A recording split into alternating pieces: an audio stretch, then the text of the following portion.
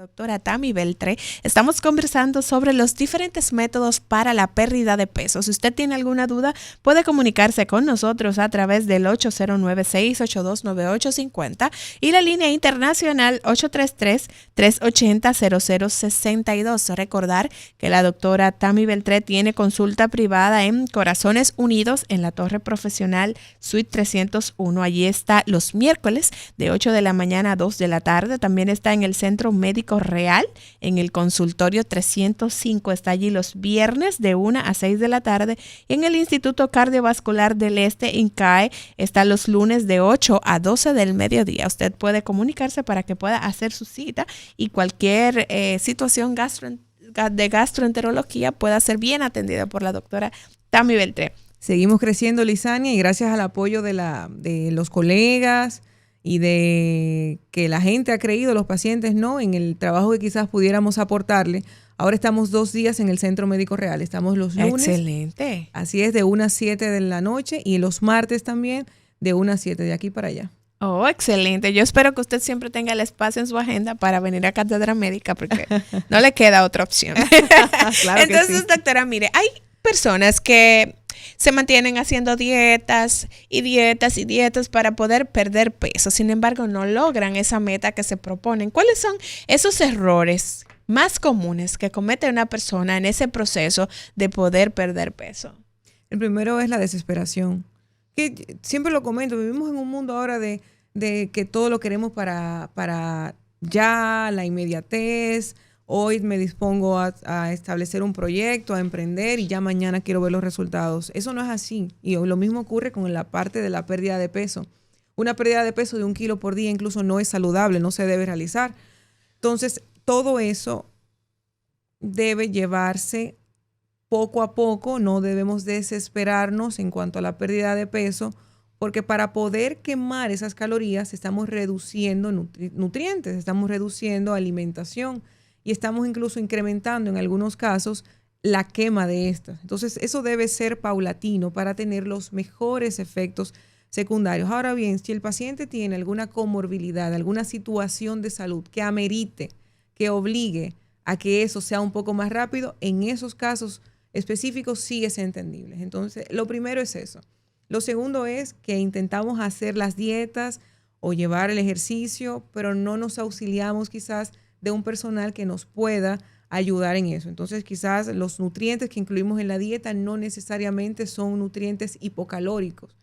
Y entendemos que con la reducción de las cantidades lo vamos a lograr. Otra es que cuando no hacemos el ejercicio adecuado, entonces al no hacer el ejercicio que realmente se requiera en el momento, o el tiempo que realmente se requiera, tampoco la reducción va a ser la óptima. Pero al final de cuentas, Lizania, lo más importante es la constancia, mantenerse constantemente en cuanto a la dieta y en cuanto a la realización de actividades físicas para lograr un peso ideal. Excelente. 809-682-9850, la línea de contacto nacional en cabina, y 833-380-0062. Si usted se identificó con esta última pregunta que yo le hice a la doctora Beltré y usted tiene años y años haciendo dietas o buscando alternativas para perder peso y necesita una recomendación, puede comunicarse con nosotros para que la doctora Beltré pueda marcarle las pautas que debe seguir y que pueda lograr esa meta que se ha propuesto. Entonces, doctora, cuando llega ese paciente a consulta y le dice, doctora, yo necesito perder 50 libras, 60 libras, ¿qué es lo primero que usted hace como especialista en esa evaluación previa que realiza el paciente para poder entonces determinar cuál es el procedimiento más adecuado para ese paciente? Aparte de la historia clínica, ahí escudriñando cualquier punto que pudiera provocar que ese paciente no perdiera peso, es importante también establecer el por qué ese paciente quiere perder peso. Hay personas que quieren perder peso porque se quieren poner un vestido, y hay otras que se quieren perder peso porque se infartaron, porque tienen apnea obstructiva, están roncando en la noche, eso le está afectando en su matrimonio, porque están muy cansados. Voy a aprovechar y tocar ese punto. Los pacientes que tienen síndrome de apnea obstructiva del sueño, el SAOS, son pacientes que realmente tienen una afectación en su calidad de vida muy importante. Tienen problemas con la pareja porque roncan como un camión. Y es una realidad, pero es por una situación secundaria a su obesidad. Entonces, al no dormir adecuadamente, están muy cansados al otro día, rinden poco en el trabajo.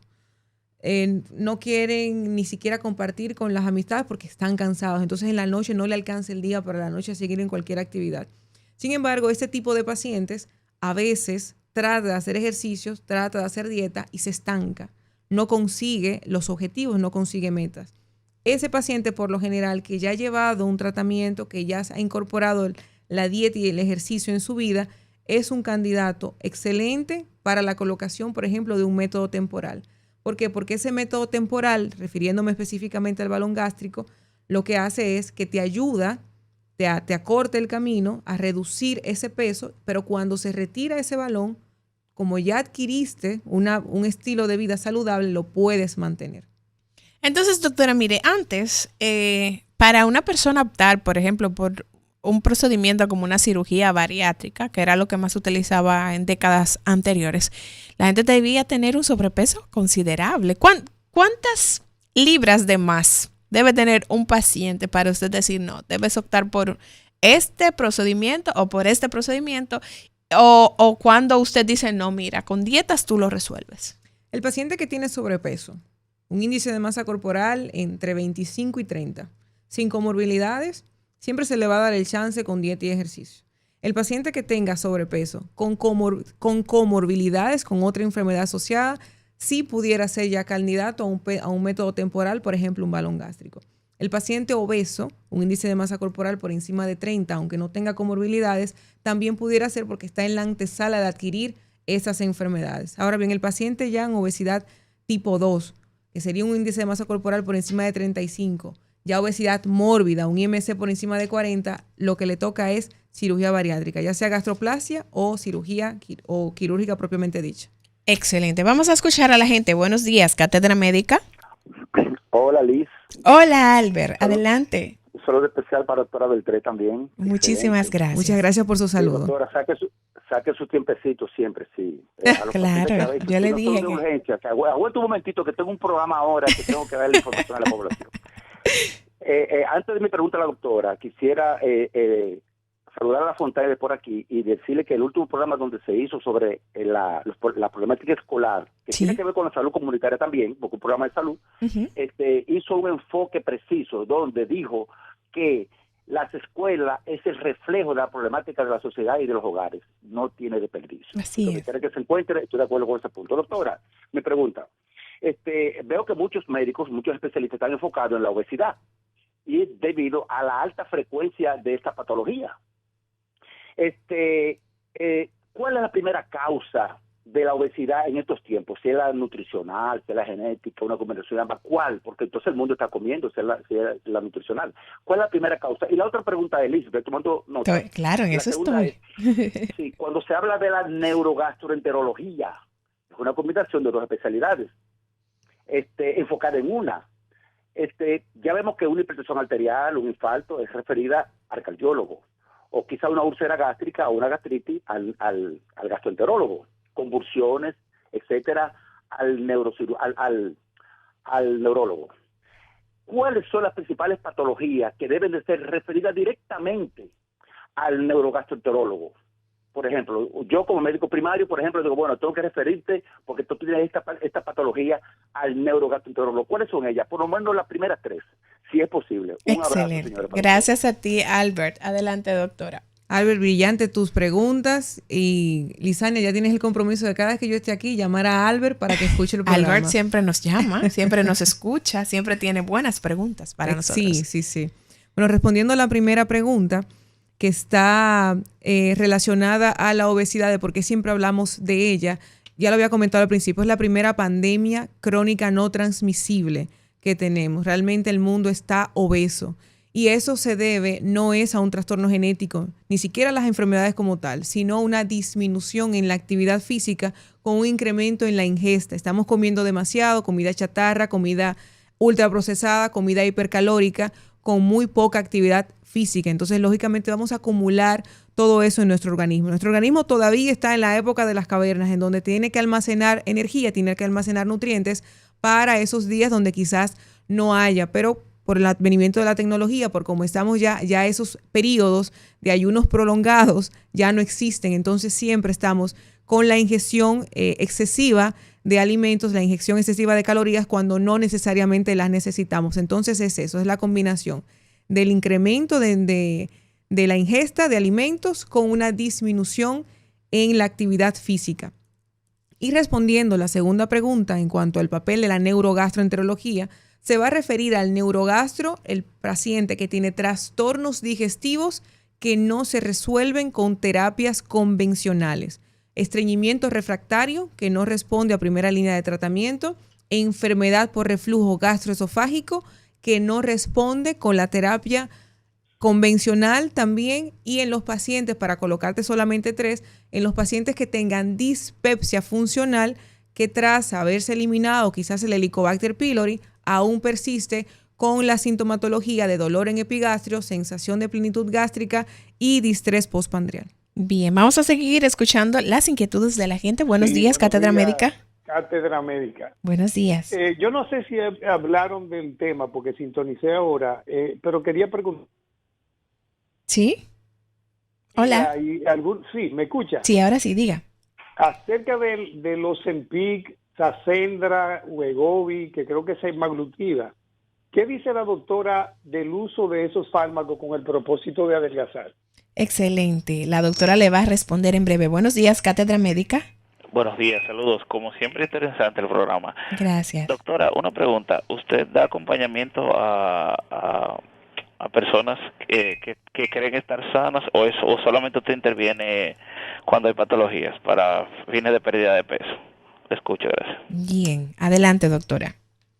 Muy bien, en cuanto a los tratamientos, los comentamos al principio, con todo el gusto se los repetimos en un resumencito, y esos son los agonistas de los receptores análogos de los receptores GLP-1. Entre su principal representante está la semaglutida. ¿Por qué? Porque se ha aprobado ya ese y entre otros para el tratamiento de la obesidad, ¿verdad? Porque ha tenido muy buenos efectos en cuanto a la pérdida de peso. El problema es como tienen este grupo farmacológico y como tienen la mayoría de los métodos de pérdida de peso temporales, es el efecto rebote. Sin embargo, en el contexto del paciente que se concientice, que entienda que debe perder peso por su salud y que adquiera buenos hábitos dietéticos y en cuanto a la actividad física después de la pérdida de peso que ofrecen esos fármacos, porque realmente sí es muy buena, ese paciente va a perder significativamente y satisfactoriamente pérdida de peso. Entre esos, como el radio escucha mencionó, está la semaglutida. Así que sí, eso es una alternativa, una opción actualmente que hasta el momento ha sido muy buena, que la administra el endocrinólogo. El otro punto, la otra pregunta, en el caso del gastroenterólogo y el neurogastro, nosotros ofrecemos opciones para la pérdida de peso y también evaluamos pacientes que quieren mantener un estilo de vida saludable, que quieren seguir en salud. Eso está muy bien si la pregunta era sobre el acompañamiento. Ahora bien, en el caso de los pacientes con obesidad, que se ha demorado su respuesta, no está de más que se vea con un nutriólogo y que se vea con un psicólogo, porque quizás hay algo de base, hay algo solapado que no podemos identificar y estas personas nos podrían ayudar. Bien, doctora, retomando las preguntas aquí en cabina, me gustaría que usted pudiera explicarnos de cuál es, de todos estos métodos que usted ha explicado, cuál es el método que más le solicitan a usted, que quizás van y le dicen, y usted le dice, te sugiero esto, y dice, no, yo quiero tal método, doctora. ¿Cuál es ese método más solicitado en consulta? Muy bien. Bueno, quizás por el sesgo de que soy gastroenteróloga, el que más se solicita en consulta es el balón gástrico, porque ya la gente conoce mucho lo que es esto, este método. Realmente es un método noble, tiene pocos efectos secundarios, es un método que se pone en poco tiempo, una pérdida de peso significativa y que aplica a la mayoría de las personas, a no ser que tengan obesidad mórbida, como ya te había comentado, e incluso en estos casos lo que se hace es que se combina con el cirujano bariatra, se utiliza la colocación del balón gástrico como terapia puente en algunos pacientes que tienen contraindicada una anestesia prolongada y ya luego se procede a la cirugía bariátrica. Excelente. Buenos días, Cátedra Médica. Buen día. Sí, adelante. Doctora, yo mido 5'8", tengo 128 libras. En la calle el que no me conoce me dice flaco, pero óigame, yo ronco como si tuviera 500 libras. ¿A qué se debe? Adelante. Bueno, hay doctora. diferentes razones por las que se puede roncar. No lo veo, no lo tengo enfrente, pero por lo general los pacientes que tienen un cuello corto tienden entonces, secundario a eso, a modificarse y a roncar. En estos casos yo les recomiendo que vaya donde especialistas en trastornos del sueño específicamente y vean esa parte. Ahora bien, el paciente que no roncaba y que después que se tornó obeso comenzó a roncar, ya sabe cuál es la causa y entonces aquí el tratamiento es la reducción de peso.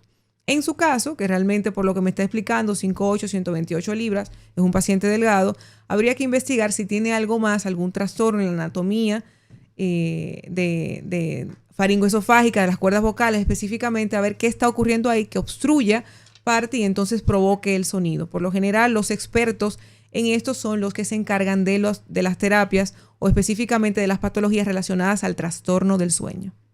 Bien, doctora, entonces me decía que el procedimiento que más le solicitan en consulta por el tipo de especialidad que usted maneja es el balón gástrico. Entonces, vamos a quedarnos en este punto, que pudiéramos orientar a la gente de cuál debe ser esa preparación para colocarse el balón y cuál debe ser el cuidado que debe tener el paciente una vez colocado ese balón. Excelente tu pregunta, Lisania. Mira, de 5 pacientes que me solicitan balón, yo se lo coloco a 1. Entonces, ¿por qué eso? Porque lo primero es, y lo que lo sepa la población, yo lo había dicho en otro medio de comunicación, el paciente que llega pidiendo precio es un paciente que fácilmente va a tener rebote, porque no ha interiorizado realmente que la condición, que la colocación del balón debe ser por salud. El paciente que llega, que quiere colocarse ese balón mañana y llega hoy a la consulta, es probablemente ese. Yo tampoco le voy a colocar el balón, porque es un paciente que no ha interiorizado realmente las implicaciones que puede tener esto y el beneficio que puede tener a largo plazo, a corto plazo también. Entonces, hasta que no interiorice eso, no debería ser candidato. Ahora, ¿cuál es el candidato ideal? Es aquel paciente que ya ha intentado otros métodos que no son invasivos, dieta, ejercicio. Es el paciente que ha perdido peso, pero que se ha estancado, que no puede perder más peso a pesar de tratar de llevar un estilo de vida saludable. Y es aquel paciente que acepta, que asume que tiene alguna condición, ya sea psicológica, ya sea de alguna enfermedad, lo entiende. Y como lo entiende, entonces va a pedir ayuda. Los pacientes con balón gástrico siempre deben llevar una evaluación por nutrición y por psicología, siempre. Porque eso va a garantizar una disminución en la probabilidad de rebote posterior a la retirada de ese balón. Al igual que los pacientes, el médico quiere que a su paciente le vaya bien. O sea, usted quiere llegar y quiere salir bien. Nosotros también queremos que usted salga bien. Y de esta manera, de la única manera que podemos garantizar esto es tratando de todas las posibilidades de fallo, quitarlas. Y eso lo vamos a hacer a través de las evaluaciones del equipo multidisciplinario. Gastroenterólogo es la primera persona, la primera que se capta, la primera que se ve, pero luego debe verse por nutrición, debe verse por endocrinología en algunos casos y también por psicología. Yo tengo un paciente que ayer me escribió: doctora, estoy listo ya. Excelente, veme en la consulta. Solo me falta la evaluación de psicología. Muy bien, listo. Cuando tengas la evaluación de psicología, entonces nos vemos. Porque es muy satisfactorio que el paciente llegue, que pierda 20, 40, 30 libras, pero que pueda mantenerlas, que al año de consulta ese paciente haya tenido una ganancia poco significativa o ganancia cero del peso. Yo creo que al final todo el mundo lo que quiere es eso. Si nos vamos a someter a ciertos procedimientos es porque queremos garantizar que esto se mantenga y lo vamos a hacer haciendo entonces evaluaciones responsables y tratando de llevar las cosas al pie de la letra. Excelente. Así que usted debe ponerse en buenas manos. Por eso nosotros siempre traemos profesionales capacitados, profesionales que les importen sus pacientes. La doctora Tami Beltré está en Corazones Unidos, está en el Centro Médico Real y también está en el Instituto Cardiovascular del Este. Usted se puede comunicar al 849-361-5511 para que pueda hacer su cita con la doctora Beltré y esa evaluación rigurosa que ella realiza. Créanme que usted va a tardarse por por lo menos 1 hora en consulta porque me ha tocado.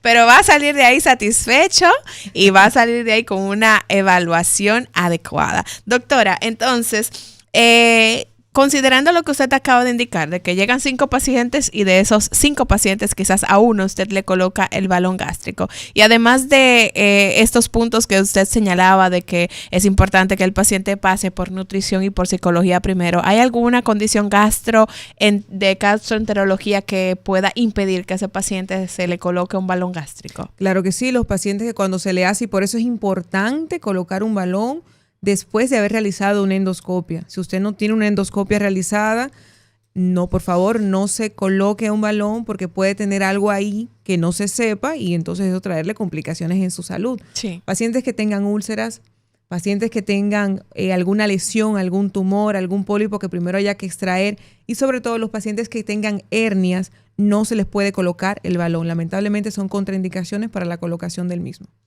Excelente, es importante que la gente pueda manejar esta información y también, evitar lógicamente, los pacientes que previamente se les haya realizado una cirugía bariátrica porque esa anatomía está modificada, ese balón ni siquiera va a caber. 809-682-9850 es la línea de contacto nacional y 833-380-0062. Si tiene alguna duda puede comunicarse con nosotros, aún tiene tiempo para que la doctora Beltré pueda darle las recomendaciones del lugar y usted evite riesgos. Entonces, tomando en cuenta esto último que apunta doctora, ¿cuáles son quizás las complicaciones y los riesgos que corre un paciente que opta por un procedimiento como el balón gástrico? Realmente, como te comenté, el balón gástrico es un método noble. Es poco probable que tengas efectos secundarios significativos, pero sí vas a tener algunos efectos que van a reducirse o eliminarse de 3 días a 2 semanas. Eso va a ser las náuseas. Es por la colocación de en una zona que va a mantenerse ahí, puede ser que el paciente luego tenga náuseas, pero estas náuseas con tratamiento farmacológico van a eliminarse. Bien, entonces el monitoreo y el seguimiento a ese paciente luego de colocar ese balón, luego de que pasó todo este proceso de recuperación, ¿cada qué tiempo debe ir ese paciente a consulta? ¿Cómo se va evaluando el avance de ese paciente en su meta de perder peso? Muy bien, esa evaluación, ese seguimiento se va a dar en dependencia de las condiciones o de las patologías que tenga ese paciente.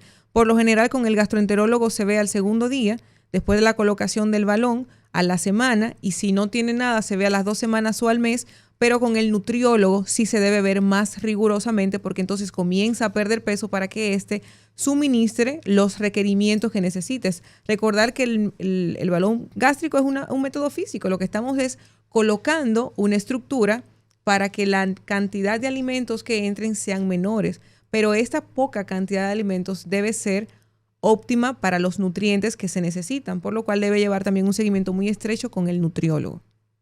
Esa pérdida de peso, usted hablaba al inicio de el balón gástrico ajustable y no ajustable. También hablaba del tema del tiempo. ¿Cómo usted determina qué tiempo debe durar un paciente con ese balón gástrico para poder perder el peso que Muy bien, necesita? por lo general es por el peso que tenga ese paciente. Uh-huh. Si la pérdida de peso es muy significativa, más de 50 libras, se le puede recomendar un balón reajustable porque ya eso está demostrado y eso está comprobado que después del 4º mes esa pérdida de peso importante comienza a disminuir y ya para el 6º mes es poca la que ocurre.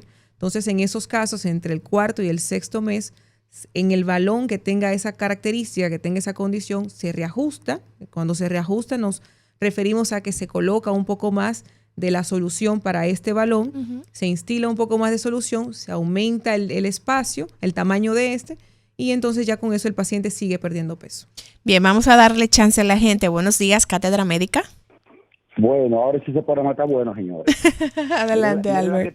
Mire la cantidad de gente preocupada que ha llamado con relación al tema. Sí. Y a propósito de una respuesta que la doctora dio sobre el costo de este servicio, yo diría, se me ocurre preguntar, querida doctora, el seguro, siendo la obesidad una patología ya descrita y siendo un factor de riesgo para otras patologías, ¿el seguro médico dominicano no cubre los servicios, ni siquiera una parte? Porque aquí en Norteamérica sí lo cubre. Digo, son 2 países diferentes, pero en cuanto al sistema de salud, no tiene en su aval cubrir la obesidad como enfermedad? Le escucho en el aire. Muchísimas gracias, Albert, por esta pregunta, doctora. Ahí está, responde. Sí, no, eso es un tema que a mí me da, no sé, porque en Estados Unidos, por ejemplo, sí lo cubren, los seguros médicos norteamericanos sí los cubren, y es una cosa de ser un poco visionario, ¿no? Si no nos vamos a morir mañana, yo entiendo que lo lógico es cubrir ese tipo de procedimientos porque le va a ahorrar a su paciente que está en una aseguradora muchísimas consultas, muchísimas terapias que usted cubre una parte y muchísimas complicaciones que llevan al paciente a sala, a urgencias o a una unidad de cuidados intensivos. Pero no sé de qué manera ellos están viendo esto o por qué entonces no lo quieren cubrir, pero ya yo no sé ni siquiera lo que las aseguradoras cubren o no cubren. Sí, porque es una realidad. Gripe, doctora, gripe. Buenos días, Cátedra Médica. Sí, buenos días. Adelante. Doctora, quiero hacerle la pregunta. Se da el caso que, yo no sé, me está pasando por la mente que los seguros muchas veces son brutos. ¿Por qué? Por la sencilla razón de que que sea diabético es mejor para... Se está cortando, señor. No le estamos escuchando muy bien.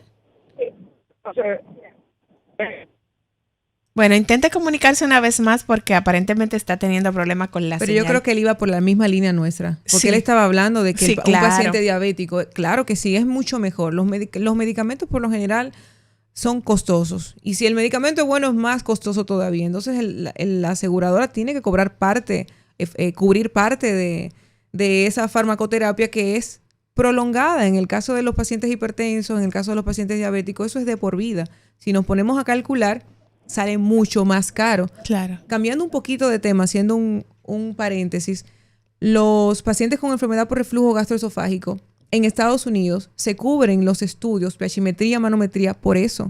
Porque ya la institución, el Salud Pública entendió que le sale mucho más barato hacer un endoscopio, una pH-metría, una manometría, que darle omeprazol a ese paciente de por vida. Claro, claro que sí. Entonces, doctora, bueno, vamos a darle chance a estos oyentes que están marcando aquí antes de irnos y antes de concluir el programa del día de hoy. Buenos días. Buenas. Sí, adelante. Ante todo, lo felicito por su eminente programa. Muchísimas gracias. Era la persona que se le cayó la llamada. Adelante. Decía que los seguros muchas veces son brutos. Porque yo pienso que una persona diabética o una persona hipertensa, es mejor que esa persona esté sano y así no tiene que estar todos los días haciendo crisis. Entonces, la pregunta mía es la siguiente. ¿Es cierto que una persona que sea diabética y se ponga el balón diabética tipo 2 puede tender a ser diabética, a dejar de ser diabética? Dejar de ser diabético, no.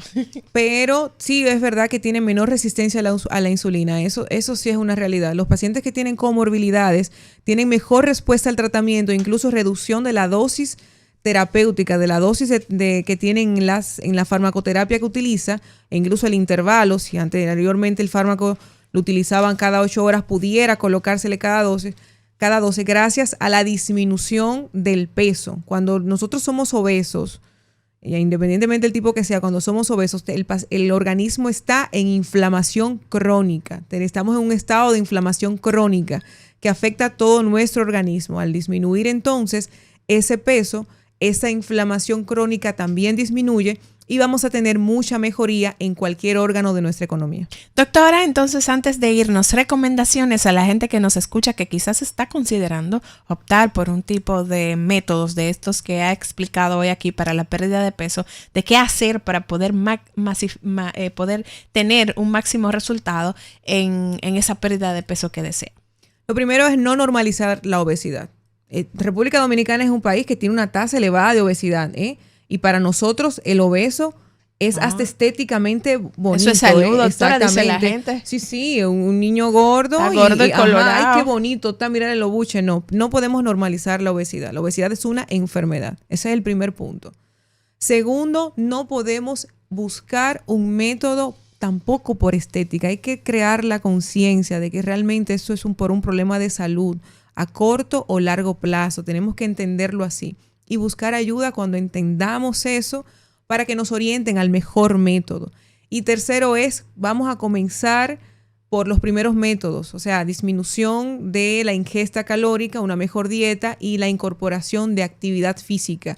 Y si después de eso, realizándolo adecuadamente, entonces no podemos mejorar, ya buscamos en compañía de los expertos otros métodos. Excelente, doctora Tami. Como siempre, es un placer poder tenerle aquí en Cátedra Médica. Antes de irnos, recordarles una vez más a la gente que nos escucha que puede comunicarse al 849-361-5511 para cita con la doctora Beltré. Ella está en Corazones Unidos, está en el Centro Médico Real y está en el Instituto Cardiovascular del Este. Por allí usted puede pasar para que haga su consulta de gastroenterología con la doctora Tami Beltré. Muchísimas gracias, doctora, por acompañarnos. Lizania, siempre un placer estar contigo y en este programa. Así es, a la gente que nos escucha, gracias por el favor de su sintonía. Será hasta mañana, miércoles del corazón, cuando nos reencontremos en este espacio, Cátedra Médica, porque la salud merece respeto.